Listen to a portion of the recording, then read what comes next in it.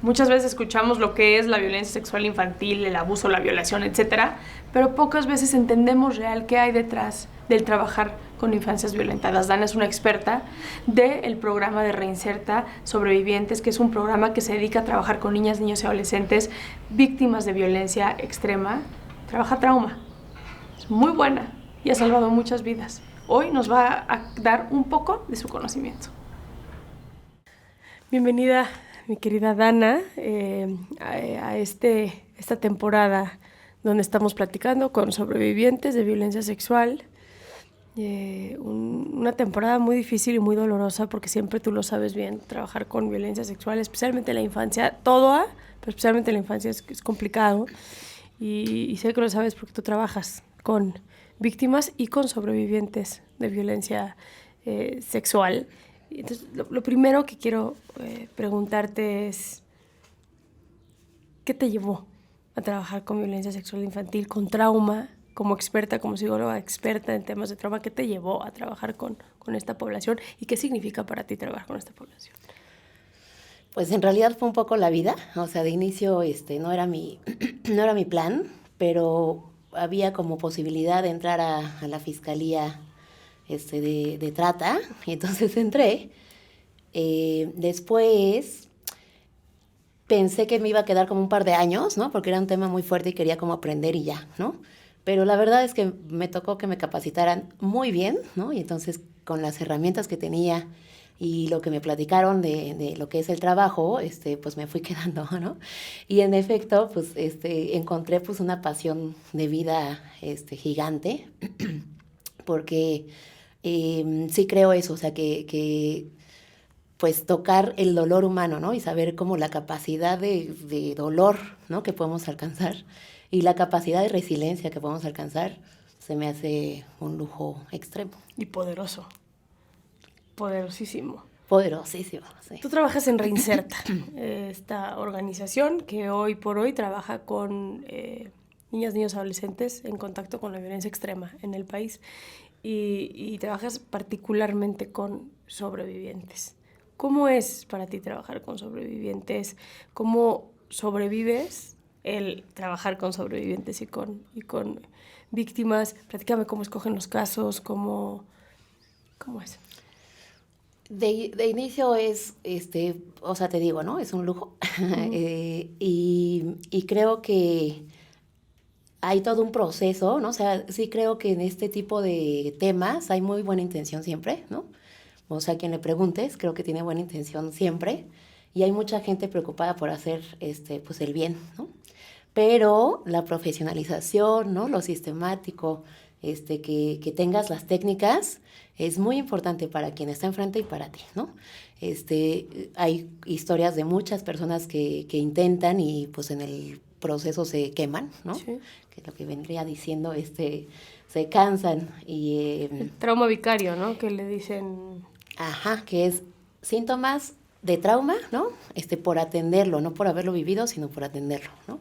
Y entonces hay un montón de personas que terminan muy cansadas y muy quemadas, viviendo síntomas de trauma por haber tratado de hacer el bien, ¿no? Entonces es súper importante, en Reinserta hay toda una sistematización en donde se eligen los casos de acuerdo a cierta sintomatología, ¿no? O sea, la verdad es que es un programa pues muy nuevo, ¿no? Entonces hay mucho que se está ahí como haciendo al respecto y todavía se está como descubriendo el mejor método, ¿no? Pero pues es después de la elección, ¿no? Sí viene ya como el tratamiento, incluso hay veces que las pruebas que se aplican no bastan, entonces se hace una detección en consulta, ¿no? Y después ya se hace el tratamiento, que ahí lo interesante y que me parece también muy hermoso, es que se hace a través del vínculo. O sea, la psicología tiene, ¿no? Sus ondas de técnicas y cosas muy de... Sí, de libro, así. Ajá, Sí. especializadas y muy sistematizadas también, ¿no? Que somos muy vecinos de Estados Unidos y hacen todo muy sistemático y miden y así. Pero lo probado, incluso con estos métodos de medir, ¿no? Lo probado es que el vínculo es lo que hace la diferencia, ¿no? Okay. O sea, la manera en que conectamos, digamos, con la persona que está con nosotros. Y sana un montón porque además es donde se rompió también, ¿no? La situación, o sea, Ok. justo, y esta misión de Reinserta de el tejido social, a mí me hizo así el sentido del mundo, ¿no? Porque justo es la violencia, ¿no? Rompiendo pues el tejido, ¿no? La posibilidad de estar en conjunto, y en conjunto es como sobrevivimos, o sea, no hay de otra, ¿no? O sea, una persona, cualquier humano, ¿no? Solito no sobrevive. Somos de grupo, entonces esta posibilidad de hacer grupo y de conectar es lo que hace pues la diferencia, o sea, de conectar contigo, porque también la violencia te desconecta, ¿no?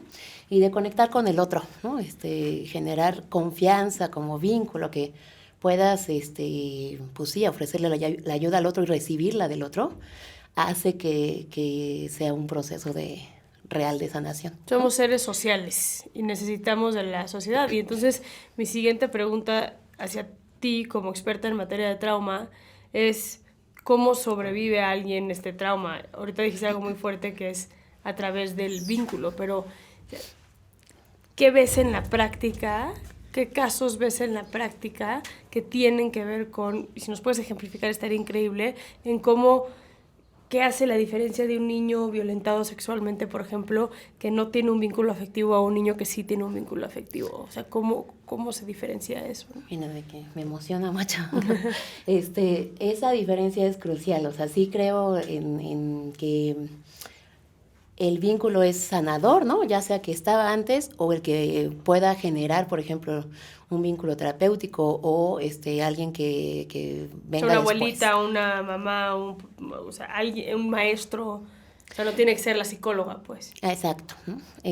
Por ejemplo, o sea, los niños que no tienen vínculo o que quien los agredió es su vínculo protector, ¿no? Es súper desestructurante, o sea, es una cuestión pues de invasión y de empezar a ver la vida, ¿no? Desde ciertas estrategias que tiene el cerebro, ¿no? Para sobrevivir, ¿no? Pero a la vez, pues saber que eso no está bien, o sea, eso es así, ¿no? O sea, como que de pronto había preguntas de otros psicólogos de así, que dicen, oye, pero pues si el niño no sabe que está mal, ¿no? Lo acomoda y listo. Y pues no, ¿no? O sea, el cerebro sabe que está mal, y entonces hace como hay una amalgama extraña, ¿no? Entre esto me hace daño, pero es lo único que necesito para sobrevivir, porque, ¿no? Mi papá me cuida, me da de comer, ¿no? Si alguien viene como a matarme, pues me va a cuidar, ¿no? Sí, Me da techo, casa, claro. exacto, ¿no? Las cosas básicas de seguridad, pero es quien me lastima, entonces esa como, ruptura. ambigüedad, ¿no? Tienes que aprender a vivir ahí, ¿no? Y se aprenden a vivir y todo se vuelve así, ¿no? Todas las relaciones se vuelven así, o sea, se reproducen, no hay otra opción, ¿no? En cambio, por ejemplo, te voy a contar que yo chuleo mucho a una de las mamás que viene justo a Reinserta, porque su hija fue como, digamos, extorsionada, ¿no? Para que enviara fotos, pues así como con poca ropa y así. Y de cuando ya empezó a sentir que esto no era como correcto, digamos, como que no era seguro más bien, ¿no? Que no era alguien así que estuviera coqueteando con ella, ni que fuera un par, ¿no? Dijo, esto está mal, esto ya no está bien. Y fue con su mamá y le dijo, ¿no? Entonces, o sea, ese caso me parece relevantísimo porque tú puedes decir, ¿no? ¿Cómo le hago para que mi hijo no caiga, no? Pues a lo mejor sí cae, pero si tú tienes un vínculo en donde puede ir y decirte la regué, hace toda la diferencia, ¿no? ¿Cómo haces? O sea, si ahorita nos está escuchando una mamá que le está echando todas las ganas para que su hija, su hijo se genere ese vínculo, las mamás no aprendimos, o sea, nadie nos enseñó a ser mamás, ¿no? O sea, hacemos lo que podemos con las herramientas emocionales que tenemos y hoy por hoy, pues, quizá un poquito los libros que hay, el acceso en internet a que tengamos de información, etcétera, pero realmente, ¿cómo es que se forma ese vínculo? Sí, que está buena esa pregunta porque además siento que hay demasiada información, o sea, en realidad hay como muchos estilos, Demasiado. Mucha gente diciéndote qué hacer, ¿no? Y, o sea, el punto es un poco igual, ¿no? O sea, lo que te decía en la psicología, hay psicología que hace técnicas y hay psicología que te dice cómo hacer vínculo, pues, ¿no? O sea, hay corrientes y así que te dicen cómo hacer vínculo. Ese es el punto, o sea, mi respuesta creo que siempre va a ser vínculo, ¿no? Más allá, porque, o sea, como que siento que hay una tradición muy socializada de decir, que haga esto, que tenga como que haga bien, ¿no? Que no se equivoque, que la tarea, que cumpla, ¿no? Que sea como que genere a la sociedad, ¿no? Y que eso hace que se rompa a veces, ¿no? A veces, la posibilidad de decirte cosas, ¿no? Si tú estás platicando y te viene a decir, pues oye, es que fulanita hizo tal, sotanita no sé qué, pues mucho en su nivel de vivencia, ¿no? De hacer y de retar los límites y así. Y tú regañas, ¿no?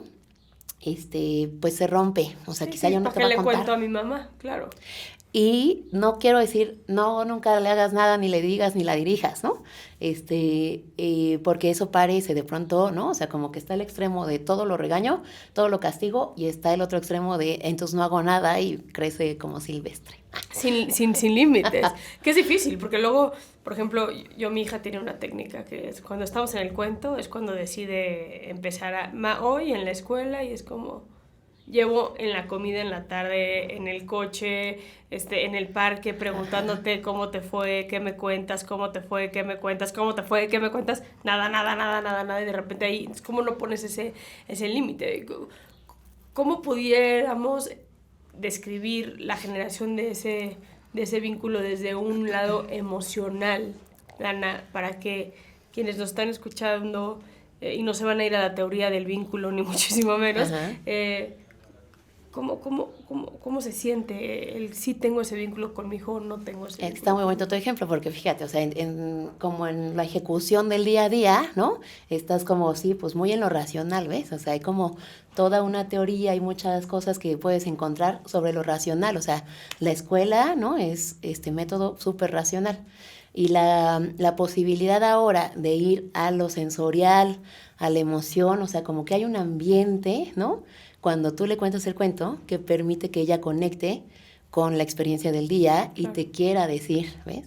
Todo un ambiente en donde están cerca, donde tú le estás poniendo atención como, le estás como mimando un poquito, contándole el cuento, ¿no? O sea, estás ahí en un vínculo franco, ¿no? Y entonces ahí ese ambiente, ¿no? Genera la posibilidad. No hay como, o sea, por eso, ¿no? Es un poco, de pronto, mi pelea con ciertas cosas de la técnica, ¿no? Porque es imposible, ¿no? Que una técnica genere ese ambiente, ¿no? O sea, tiene que ser una autenticidad de estar ahí, ¿no? Y de ese amor profundo que le tenemos. Tengo una pregunta que estoy segura que quienes nos están escuchando la pueden tener también, que es sobrevivir a la violencia sexual, especialmente en la infancia, requiere de mucho trabajo, requiere de mucho apoyo, como dices tú, emocional, de vínculos afectivos, no necesariamente mamá, papá, sino maestro, hermano, tío, hermana, mejor amigo, y ahí es donde vas encontrando el escape de sanar, ¿no? ¿Cuál es la diferencia en personalidad? ¿Qué podemos esperar de una persona que ha sobrevivido con las herramientas y quienes de plano no la tienen, ¿no? Porque hay muchas teorías, no, pues es que si fue violentado va a ser un agresor también, o cómo se desarrolla la conducta antisocial en alguien, o las personas que tienen conductas antisociales como adultas fueron víctimas en la infancia, no fueron víctimas en la infancia. O sea, sí. Visto desde el trauma, ¿cómo abordas tú o cuál es tu perspectiva en ese aspecto? Sí hay como una, pues te digo, ¿no? O sea, modo de supervivencia, ¿no? Que todos tenemos es pelear, correr o paralizarte, ¿no? Y eso se vuelve en lo cotidiano, pues no sé, ¿no? O sea, de pronto con diagnósticos de depresión o el gallito que se la pasa peleando y lastimando, ¿no? O pues alguien que está como todo el tiempo evitando, ¿no? Situaciones o de pronto no sale o de pronto, ¿no? O sea, hay como ciertas conductas en lo cotidiano que se vuelven modos de vivir, ¿no? Que tendrían que ser modos de supervivencia que duraran solo en la amenaza, ¿no? Claro. Y ellos lo tienen permanente. Así es, y entonces ves, ¿no? Al que siempre está como de yo no me voy a dejar, ¿no? Y ya lo ves tantito normal, ¿no? Y para él lo viste feo y ya se está peleando. Sí. O te digo, ¿no? Esta conducta antisocial que puede ser, a mi parecer, ¿no? Mucho eso, o sea, es como alguien que tuvo que sobrevivir, se quedó ahí, no conoce otra opción, ¿no? Y entre más como digamos evolucionado o posible que elijas, ¿no? Pues estás como más seguro. O sea, digamos, la cosa es que todos necesitamos seguridad de inicio, no amor, no comida, así, bueno, comida sí porque es de seguridad, de supervivencia. Amor no, seguridad, ¿no? O sea, antes que nada va la seguridad. Si tú naciste en un ambiente donde todo es inseguro y te están viendo feo en efecto, ¿no? Y hay pistolas alrededor y hay un papá golpeador y hay drogas y hay la incertidumbre quizá de que nos vamos a quedar sin casa. Es el peor escenario, ¿no? Para pensar que va a tener elección, ¿no? De decidir sí o no. O sea, quien elige es de verdad sí una excepción, ¿no? O sea, sí hay historias de gente que nació ahí y que hizo el bien, ¿no? Y que salió, Sí, en contracorriente. Así es. En contra de todas las apuestas, en contra de todo lo que normalmente sería, ¿no? Normalmente sería el flujo, ¿no?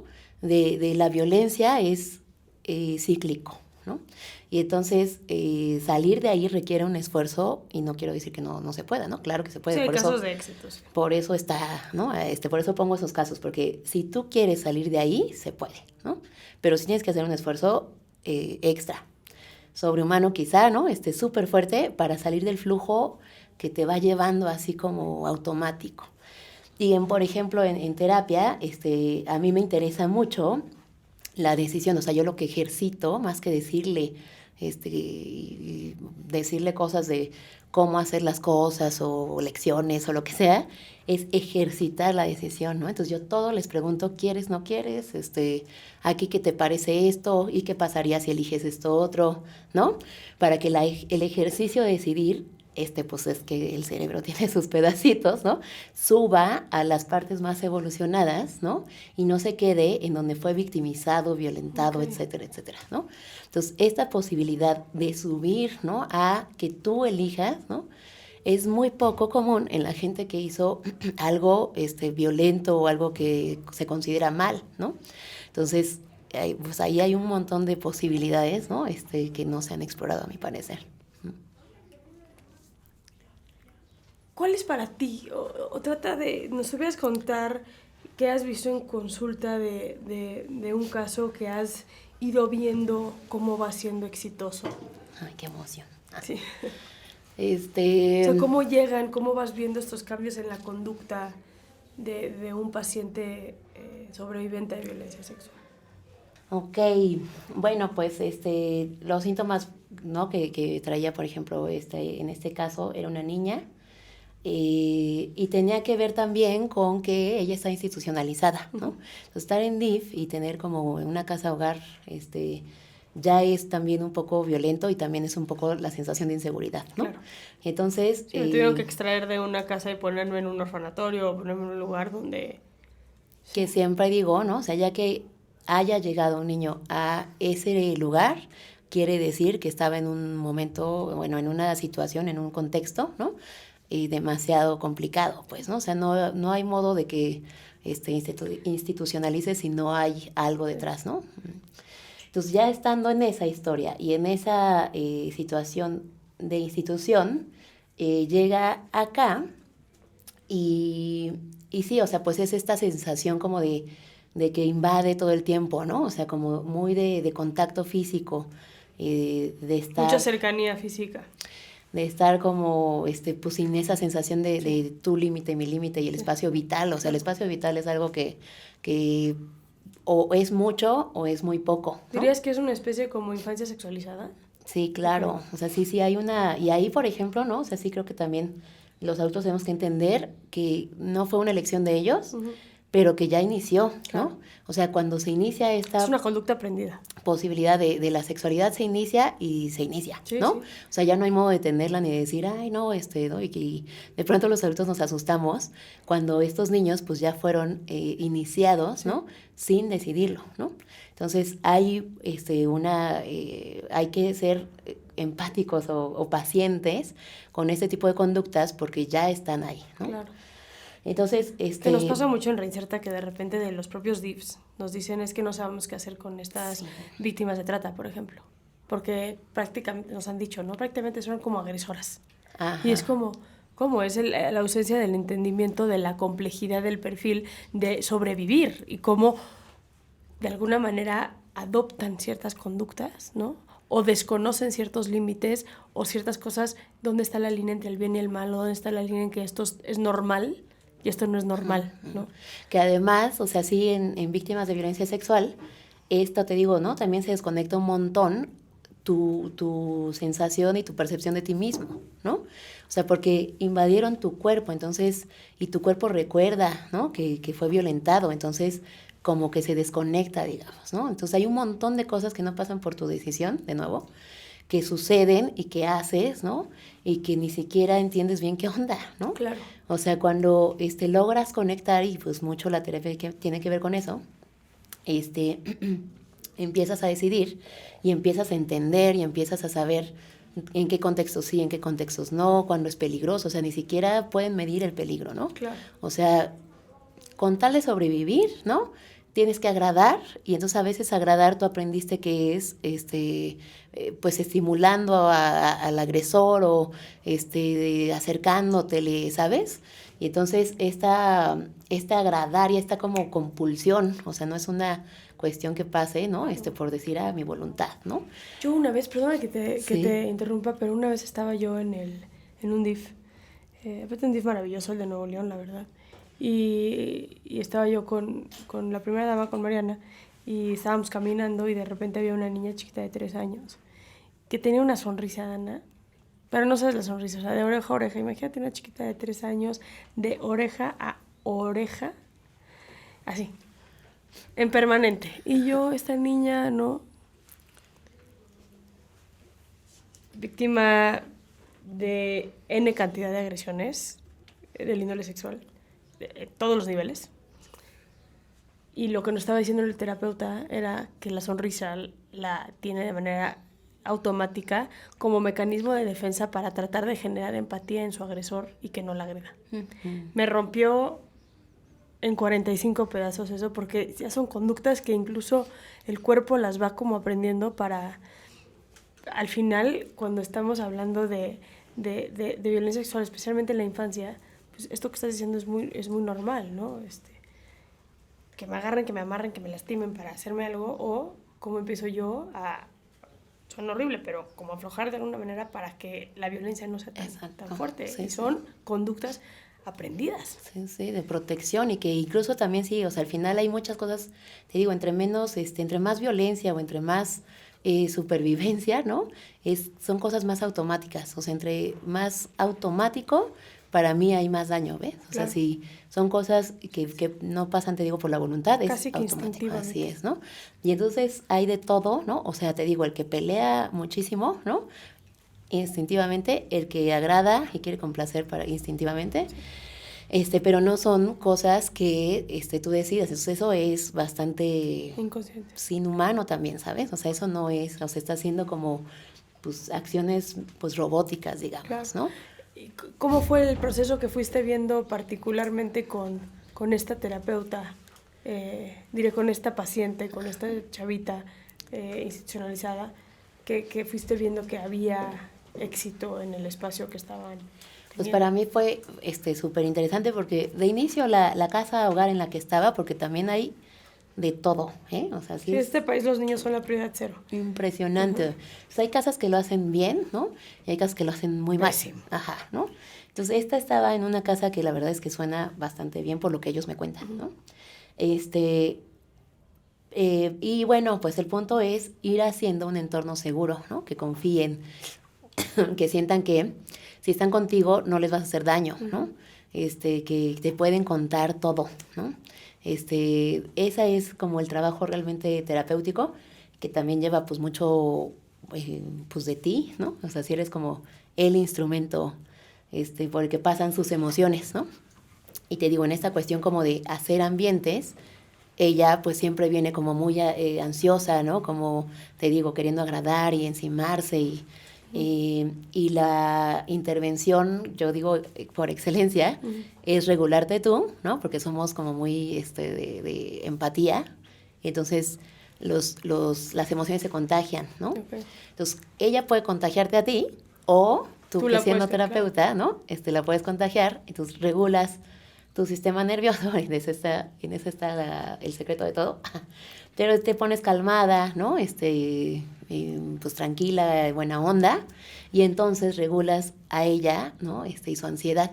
Se siente como que es como si midiera, estoy llegando con un agresor porque todos son agresores y entonces tú le muestras con lenguaje corporal, particularmente él, aquí está segura, aquí hay un espacio seguro. Aliado, sí, porque, ¿no? Y entonces puede como que regresar a su personalidad, digamos, como... Nunca vista Sí, antes. nunca vista antes, claro. O sea, pero sí, ¿no? O sea, ahí está, la de todos está ahí, ¿no? Y el chiste es eso, o sea, que a mí, pues, por eso te digo que se me hace un lujo poder llegar y ver cómo alguien que no tenía estas estrategias y que tenía solo automatizadas las cosas, ¿no? Puede empezar a decidir ser quien quiere ser, Claro. ¿sabes?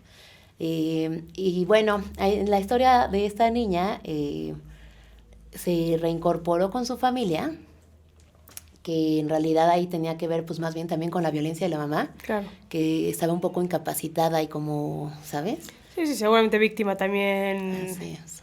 Y entonces Repitiendo conducta. ella, ¿no? O sea, pues la empieza a buscar y la empieza a hacer como todo lo necesario para que se reintegre con ella, lo logra. ¿Que la víctima trata a ella?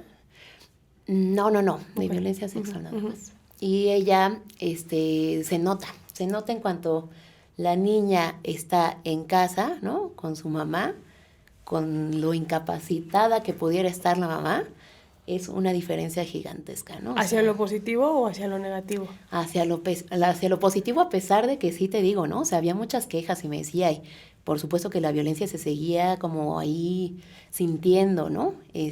Con pocas estrategias de crianza, etcétera, etcétera, pero la sensación de seguridad era esa, ¿no? Seguridad en el futuro era impresionante, y entonces esta niña empezaba a hacer un juego mucho más estructurado, porque pues sí, ¿no? Es todo a través del juego. Entonces, a través del juego... La terapia es a través del juego. Yo podía ver, ¿no? Cómo de verdad es que el juego anteriormente era un ratito aquí y un ratito allá, y veía todo y caminaba y se salía del consultorio 80 veces. Se seguía saliendo, pero menos. Y jugaba más de que a la cocinita, y entonces ya había más personajes. Jugaba a la escuelita, o sea, tenía mucha más estructura en su juego. Y a pesar de que sí es una familia multiproblemática, ¿no? Y todavía hay mucho que hacer, se notó mucho.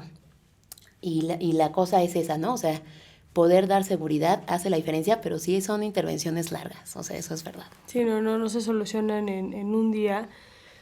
En Recierta trabajamos mucho con los padres en el aspecto de, pues necesitamos para que lleguen los niños que los padres los traigan, o que los tutores, o con los centros, etcétera.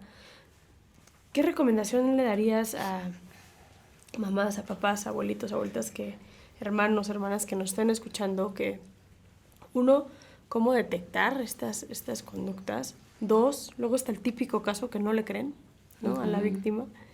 Y tres, ¿qué hacer en caso de detectar un tema de violencia en la casa, con nuestros hijos, hijas, etcétera? ¿Cuáles serían como tus recomendaciones puntualmente por ahí? Hay como varios tips, ¿no? Que incluso que si no se los aprenden ahorita, de verdad búsquenlos, ¿no? Y busquen fuentes confiables como Reinserta, como UNICEF, ¿no? Busquen fuentes que sean confiables, pero ya todo se encuentra, ¿sabes? O sea, de que no es necesario que ahorita digan, me aprendo todos, ¿no? Pero mucho en el ánimo de estos ambientes que te digo emocionales, ¿no? Yo creo muy importante, y que se me hace también que rompe con lo que nos han dicho siempre, es que si tú tienes un niño que a todo obedece, que es súper calladito, que es no se mueve, eso no es un niño, ¿no? Entonces está en paralizarse, ¿ves? O sea, esa es la respuesta de paralizarse. Okay. Entonces, si tú lo regañas y se queda callado y dice así nada, está teniendo miedo, sí. ¿no? Y es cuestionarme de dónde está viniendo ese miedo. Si acaso, y sobre todo los cambios, ¿no? O sea, si antes no era así y ahora sí, ¿qué pasó, no? Si antes era muy mal portado y ahora es muy bien portado, ¿qué pasó? Si antes era muy bien portado y ahora es mal portado, ¿qué pasó? ¿Sabes? Pues esto, ¿no? O sea, como si hay una cuestión más como de límites físicos que también cambió, ¿no? ¿Qué pasó?